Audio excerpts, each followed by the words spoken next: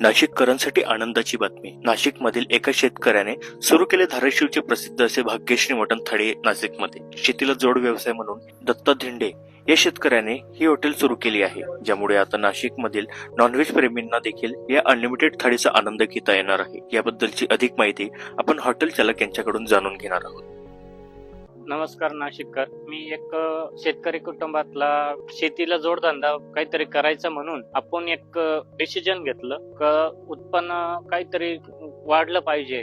शेतीत काय आपल्याला एवढा नफा भेटत नाही, पाऊस चालू राहतो, पिकांची नुकसानी होत्या. त्याच्यामुळे मग आपण एक डिसिजन घेतली का धाराशिवचं जे नाव आहे हॉटेल भाग्यश्री, ते मग मी विचार केला त्या गोष्टीवर, त्यांची भेट घेतली आणि आपल्याला नाशिकमध्ये शाखा घ्यायची असं मी त्यांना सांगितलं आणि आम्ही डिसिजन घेतलं आणि आपण ती शाखा घेतली आणि आता ती चालू केली. आपण शाखा क्रमांक 12 आहे आपली. नाशिक खवय्यांसाठी आपण खास धाराशिवची शाखा आणली आणि ती आपली अनलिमिटेड राहणार आहे.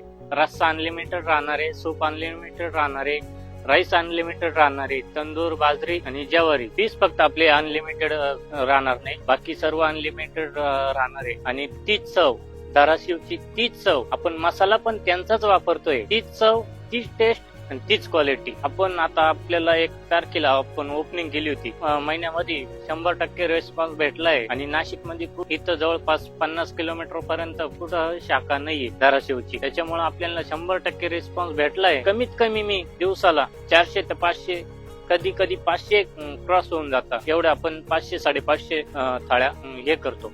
आपली जी थाळी आहे ती फक्त 250 रुपयात अनलिमिटेड आहे. तुम्ही एकदा नक्की व्हिजिट करा. आमचा ऍड्रेस असा आहे, छत्रपती संभाजी रोड, 4 नंबर 4, यस लॉन्स व मधुरम लॉन्सच्या पाठीमागे, स्वराज्यनगर. आपलं रोजचं हे शेड्यूल असतं. ओरिजिनल म्हणजे ओरिजिनल, चुल्यावर म्हणजे चुल्यावर दाखवणार. गॅसवर बिसवर काहीच विषय नाही आपला. सगळं भाकरी पण चुलीवर आणि भाजी पण चुलीवर. आणि पातीले बघू आपण, आता वाजले किती? 2 वाजले. हे बघा, ओरिजिनल सूप, ओरिजिनल म्हणजे ओरिजिनल, ओरिजिनल रस्सा आहे का?